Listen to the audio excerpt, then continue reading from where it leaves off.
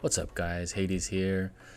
We just finished the IB League Championship. This is my fourth victory, and I kind of want to do a story time and walk you through my journey of my 6 seasons and what I did and how I achieved it, and then go kind of deep dive into some stats from this season just to show you what I've done.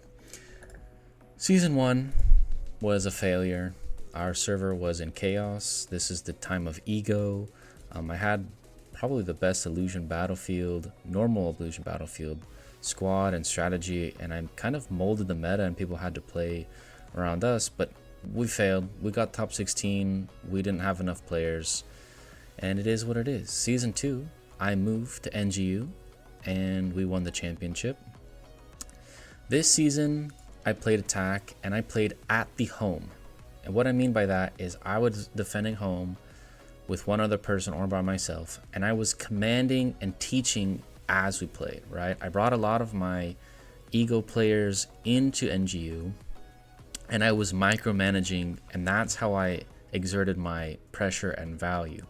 I was a build maker, and then I would teleport when it was a high value moment, and then I would do a lot of damage, but that's all I did this season. I played attack, I played defense at home, and then I would teleport away to make big impact. So my stats aren't really here, and this is also my alt account because I'm going to show you the stats here in a bit. The next season, season 3, I played support, and I was focused on collecting towers, making sure that my tower always won the position, played from the back. I was a support, right? That's their role. I played a different role, and I continued to be teaching and coaching and guiding, and that's where a lot of my value was. I was not the fragger. We had Kurt and Thumper and Snowy as the main fraggers, and I was a support, and that's my role, and I play my role to the best of my ability, right? I could probably find myself somewhere down here, but again, it wasn't meant for damage and power and points. I wasn't looking for it. I found my value through other means, just as everyone can in this game mode. Season 4 is when I decided to play attack and go for the three-peat, and this is the season I actually wanted to push for points. I wanted to show people what I was doing and how I was doing it and why I was doing it. And as I scroll to the top here, you can see that I crushed it. Like, not even close. I wanted to show people, right? This is when I moved to SF. I no longer had my core squad from Ego. I was no longer playing with Snowy, one of my best friends in the game. And I just wanted to show everyone what I was made of. This is the year where the reign of fire had ended. I made a second team with the Earth Alex, and it beat everyone. And it surprised everyone. I crushed everyone. The contributions was insane. The prosperity destroyed was insane. Sadly, we can't look at those because it doesn't work. But this was the season where I really wanted to try and make my mark. Season 5, I moved to server 38, and we were not the best team this year.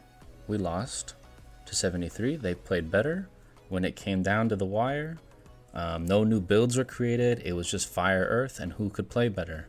I obviously performed very well, but it is a team game, and we just didn't have the personnel from top to bottom. There were some major errors. I went through that video if you watched that one in the past. Then season 6 was the redemption year. I want to break down a few pieces of this one because this is the important part. First of all, I crushed it this year. Absolutely crushed it, with beyond a shadow of a doubt, and I'll explain why this is so high in just a few moments, but also the reason it's so high. But also in this season, we can see prosperity destroyed. This is an insane amount. This is the most by far ever, and this is not inflated.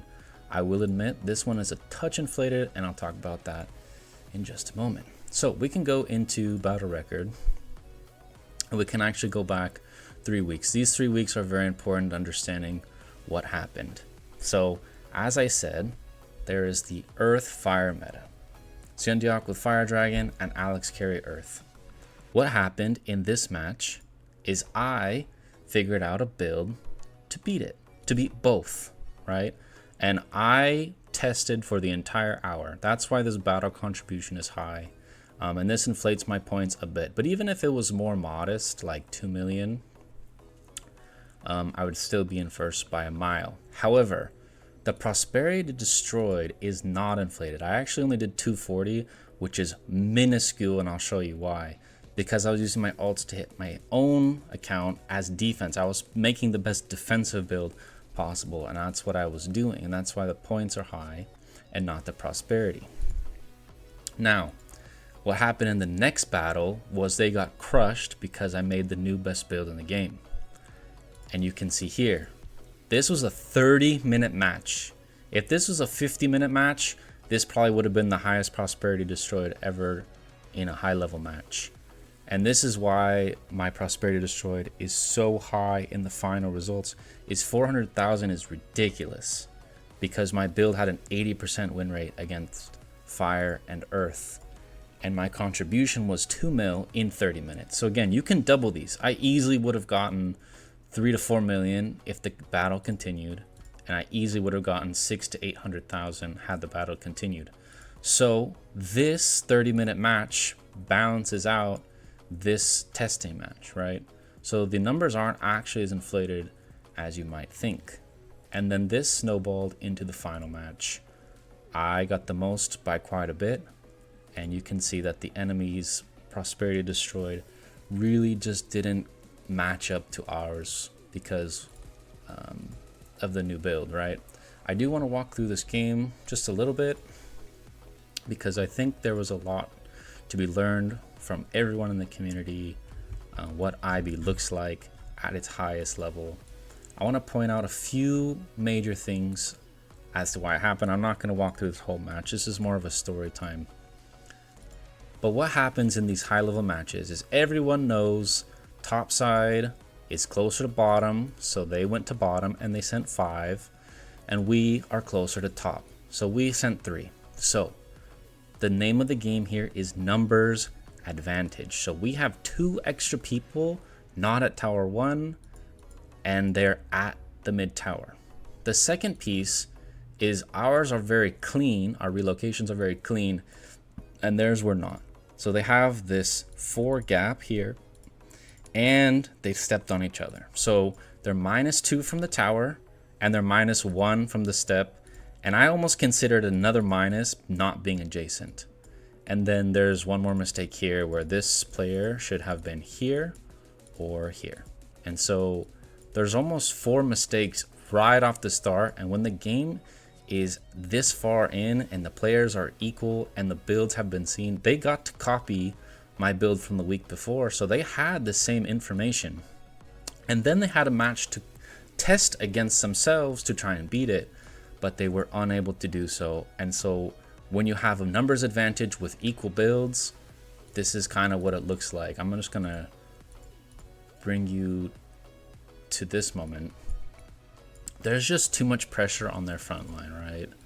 You can see here, Fictions dies very quickly, and then the players right behind him fall very quickly, and we just have numbers advantage. And when everyone can win a solo attack, numbers advantage makes a huge difference, right? Does Panda die before Scyther?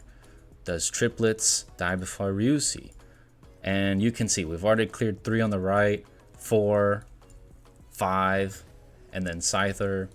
And then what happens is we clear them so fast that they have to reset. You can see them all in the base, and we only have 1. So we lost 1 and they lost their whole squad. So now they have to do a huge reset timing. And they spend 6 minutes doing this. And I actually think that they made the right play. If you rush this and you try and go back to the middle, we're going to have 20 people hitting the same person and they're going to die, right? So they had to do this, but they had to slow it down, delay it. And then about 6 minutes later, they make a huge attack for the side. This is why they were in the finals, okay? For everyone who's not in 38 or 73, there's a huge lesson to be learned here. To be coordinated, to be patient, to make the right play. The game is still only 5,000 points away. If they make this work, they have a serious chance of winning, right? They did perfect relocations. There's a gap large enough where we can't stop them. They're spread out enough where we can't stop them.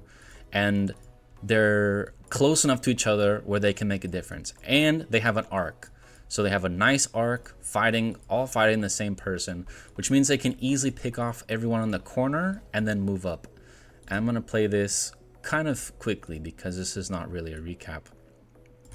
But as you can see, they push forward, they break into this corner, and then as they do this, they're slightly winning, but they can't keep the pressure. You can see our base is empty and their base is full of people who have been ported.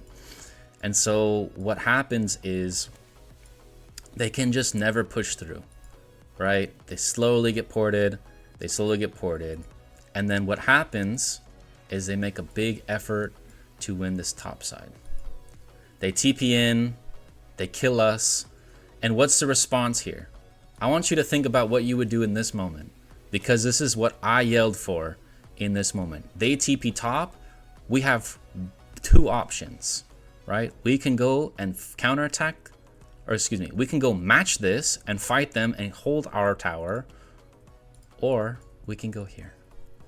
And so I screamed at 5 a.m. in the morning, just counterattack, we TP down here, we take this with ease, and then they took top, we took bot, and we just continue to hold 3 pretty much the rest of the match. And it was at this point where we had cleared them that they kind of stopped.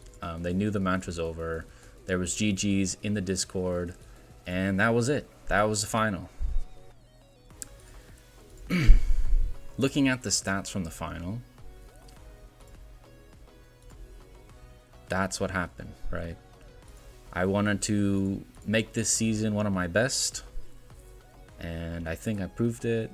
And I proved again for the 4th time that my builds have and will always be at the top of the game.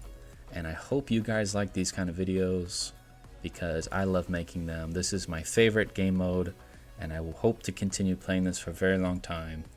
If you guys do like it, make sure to leave a like and a subscribe, and I'll catch you in the next one.